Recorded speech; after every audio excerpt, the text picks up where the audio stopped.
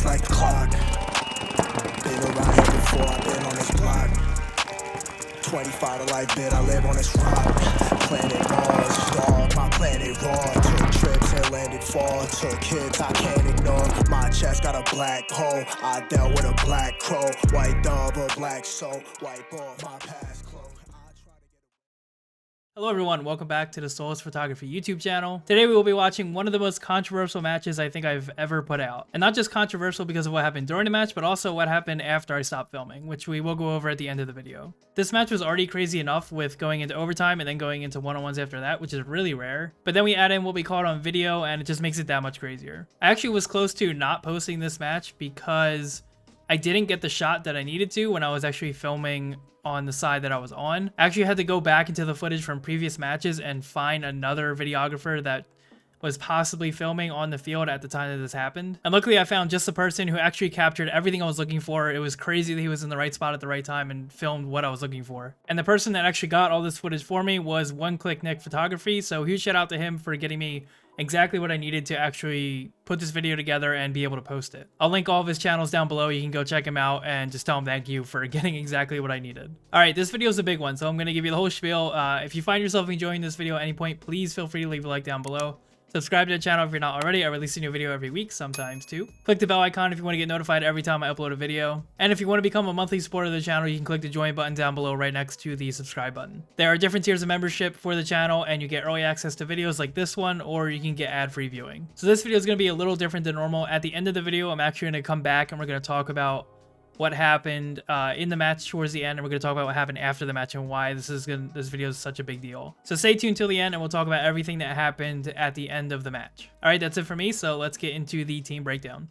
We already talked about Noobies in our last video where they faced New England Hurricanes, so we're just going to go over them here briefly. The Noobies are known for their lockdown style of play, but struggle when it comes to being the aggressor. Their starting five consisted of DeVivo and the Snake, with Kurtz as his 2, Vasquez and the Doritos with Shoemaker as his 2, and Rodriguez in the home. Now, let's talk about their opponent, the New Orleans Hurricanes. Hurricanes play a very balanced game of attacking when needed and locking down the field if necessary. I think it's safe to say this is the team the Noobies could be if they became as aggressive as the Hurricanes. Their starting line had Hamilton and the Snake with Camp as his 2, Seawright and the Doritos with Bell as his 2, and Ridgel at the home. Now, we have some history to talk about with these teams. Over the last 4 years, Noobies are 1-3 against Hurricanes on Sundays, including their 6-1 loss in the quarterfinals at the last event. So you could say the Noobies were the underdogs and we're definitely hoping for some payback in this match. But that wasn't the only thing Noobies were fighting for in this match. If they could knock out Hurricanes here and take first at World Cup, they would take first in the series and get the invite into the Pro League. So to say a lot was riding on this match for the Noobies would be an understatement. Alright, so we have one more thing to go over before the match. We're going to do the layout breakdown real quick. If you've already seen this, feel free to skip right into the match.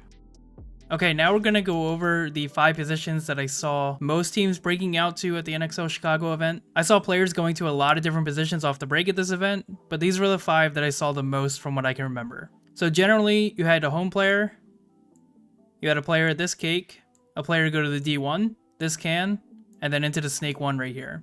You could get more aggressive on this layout if you wanted to and send your Snake player right into Snake 2, or you could even have your D-side player go around the D corner and up to this small Dorito right here and then into the 50 Dorito, which I did see a few times.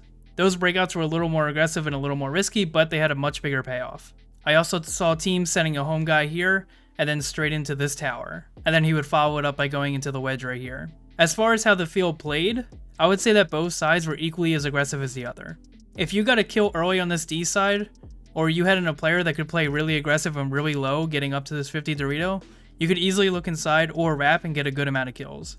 As for the Snake side here, a lot of teams were doubling up this Snake side. So they had their guy go into the Snake 1 and then he would crawl into the Snake 2 right here, so to be a player here, and then their back guy would fill right in behind him. Most of the time you had this player looking inside while this person watched the wire for you. And one thing that became a constant on this layout was if the other team had a Snake player, you had to go into the Snake. It was hard to stop the opposing Snake player if you were only in these positions right here. The opposing player could easily get into this 50 and look inside or wrap.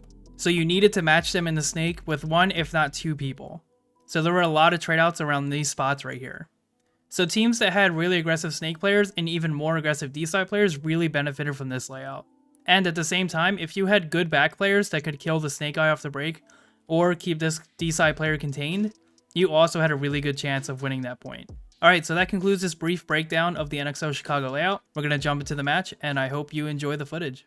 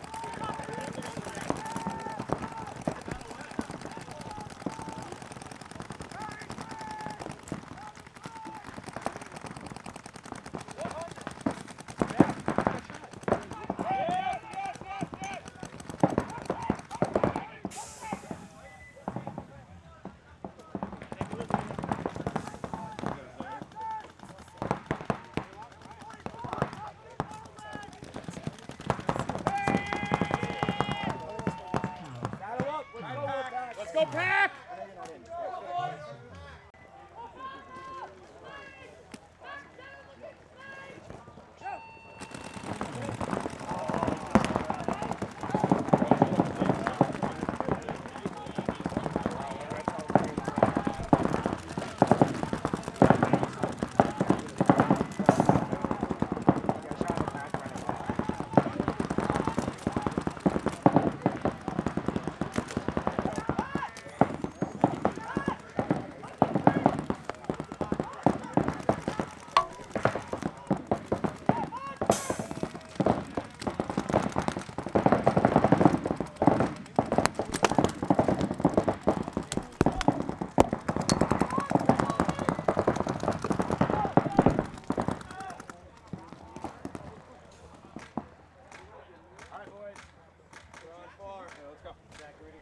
Yeah, I'm getting the ones on the back line.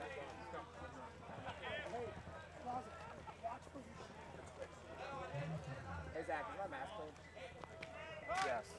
Actually, we only have 4. Oh, you want us 4? Yeah. Let's go, boys. Whoa, whoa, whoa, seal cut. Tiger!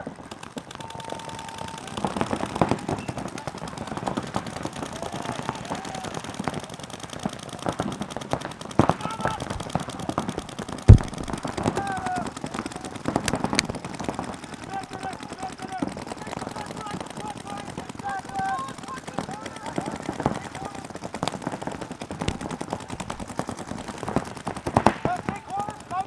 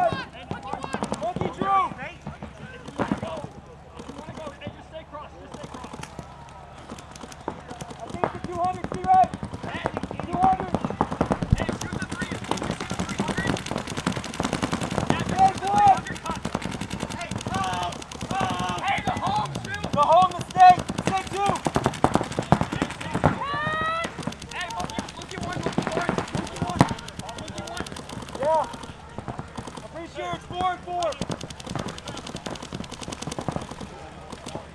I think it might be the 100 and the 200. And that's fine. I think it might be the 100 and the 200.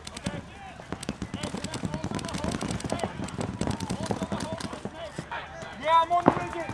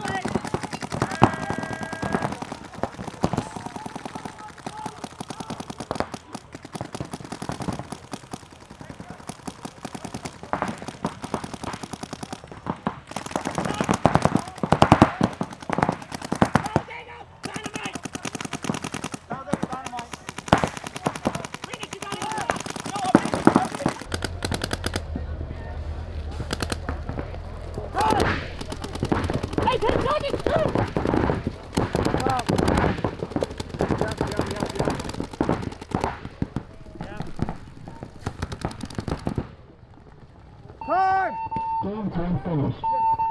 Game stop. No, you called time before Let's you go, hit it. Noobies! If it's a 30, I'm hit the buzzer.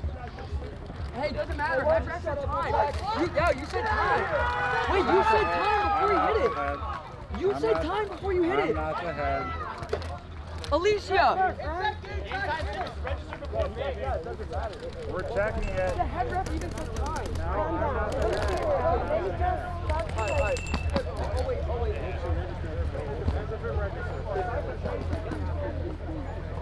No points. Overtime. 1 minute.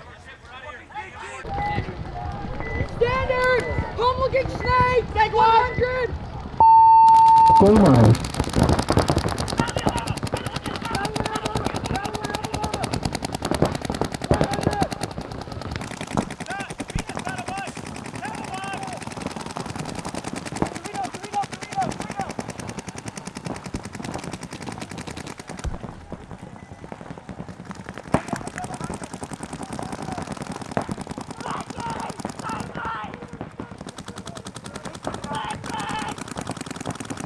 Battle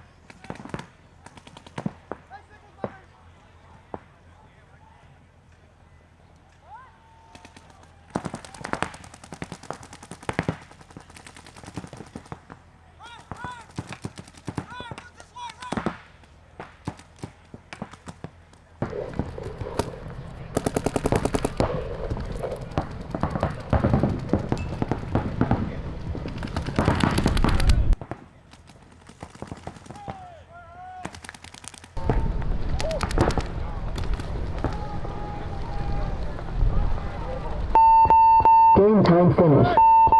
Game stopped.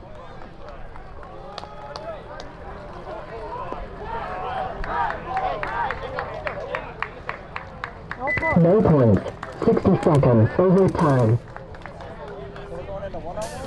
1 minute. 10 seconds.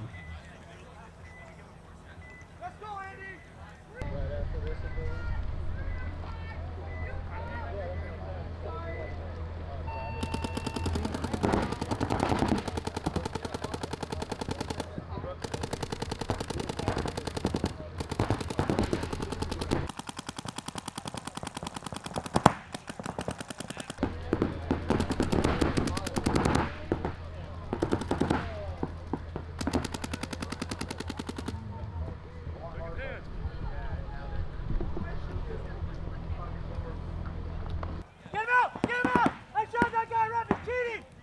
Get him out, ref!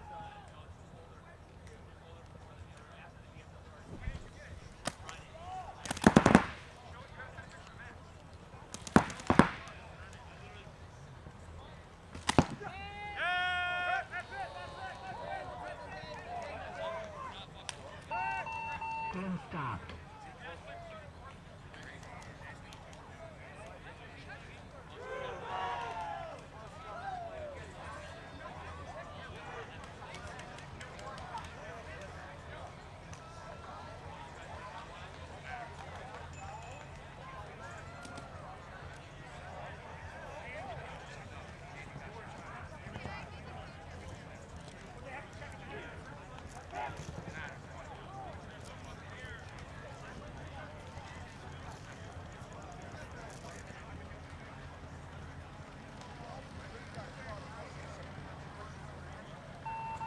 Closed. Point approved. Game finished. 1 minute. All right, so now that we saw what happened during the match, let's go over what happened right after I stopped filming. So towards the end of the clip, you can see Brian from Noobies talking to the head ref and a couple of the other refs over there. There were a few people saying that the refs signaled the NO Hurricanes player out on the other side of the field. So Brian was asking him, hey, why wasn't that player pulled out if he was signaled out? That's something that the ref has to go do. And for all you rulebook nerds out there, I'll tell you exactly what it says in the rulebook.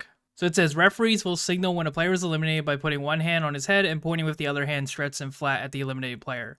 The referee cannot put a player back in after calling them eliminated with a hand signal. At the same time, the referee shouts loud and clearly out. So then Brian asks the head ref, he says, okay, so if you just go ask the ref, hey, did you signal that player out? And he says, yes, that basically ended the point and we would get the win for the one-on-one. And the ref says, if my ref actually says he pointed and signaled him out, then yes, that's exactly what would happen because that means that the player is eliminated. So Brian's like, okay, go ask the ref. So the head ref goes over and asks the corner ref, hey, did you signal that player out? And the kicker here is that that ref says, no, I didn't. Basically, you know, from the footage that we have now, the ref lied to the head ref and said, no, I never signaled that player out. And not only did the ref signal him out once, but the ref actually signaled him out twice and then never went in and pulled the player or anything. So that right there is where the actual controversy is, because here you have a ref lying about what he did and saying he didn't do something, but on video, it's the opposite. So that's basically why I'm here at the end of the video telling you about this, because it's fucking nuts. So then the head ref comes back over and says, yeah, my ref says he didn't point at him. There's nothing I can do. That ends the match. So Noobies got knocked out. NO Hurricanes went on to the pro field. Now, there is one other thing I want to talk about before I end this video, and that is the actual cheating part, because I know people are going to comment about it. Cheating is a part of paintball, just like every other sport. There is cheating in football, there's cheating in hockey, and there's cheating in everything. I didn't make this video to attack NO Hurricanes. I really like the NO Hurricanes. They've hired me for multiple events, and Noobies are a hometown team for me. I'm friends with those guys. I really like them too. I'm pretty much a neutral party. I'm just presenting you the footage that I have, and I'm explaining this now so I don't have to deal with explaining it and seeing it a bunch in the comment section. So like I said, cheating is unfortunately a big part of paintball. It's always been a big part of paintball. That's why we have referees. That's why every sport has referees to stop players who are cheating. I know it's not a perfect analogy, but we can compare it to the ending of a football game. If a receiver is running down the field to get the game-winning touchdown and the defender knows he's about to get beat, he might try and pull some pass interference on that player. He might get away with it. He might not. That's up to the referee to catch that guy cheating or assume if it is cheating. And that's the same premise we have here. The NO Hurricanes player gets shot. Nobody comes to pull him out right away. Nobody screams out for him, so he got rid of it and then continued playing. And by the time he got rid of it, the other ref couldn't find it. And like I said, I know it's not a perfect analogy. Football has timeouts and they'll stop to review the play, and we don't have that on a divisional fields in paintball, but we do have referees to try and stop certain situations like this. I think it's safe to assume that a lot of players in hit position would do the same thing. If you don't get called out, you're going to keep playing. I even specifically remember talking to the newbies after the match, and a few of them were like, yeah, I would have done the same thing. If they're not going to call me out, I'm going to get rid of it. I'm going to keep playing. So yeah, I just wanted to go over that real quick just so there's not like rioting in the comments about NO Hurricanes and shit like that. So I think that's all I wanted to talk about. Like I said, I'm just kind of a neutral party in this. I just wanted to show you exactly what we captured on film, me and One Click Nick Photography. I didn't make this video to attack anybody or anything like that, just showing, you know, everybody what happened on that field. All right, that's it for me. So let me know down below if you've ever had an experience like this where a ref just completely lied about a situation that happened on the field at an NXL event, or if you've just had a similar really bad experience with a ref at an NXL event. I'm curious to see how many other people have dealt with stuff like this in the NXL. All right, thanks for watching, guys, and I'll see you in the next video.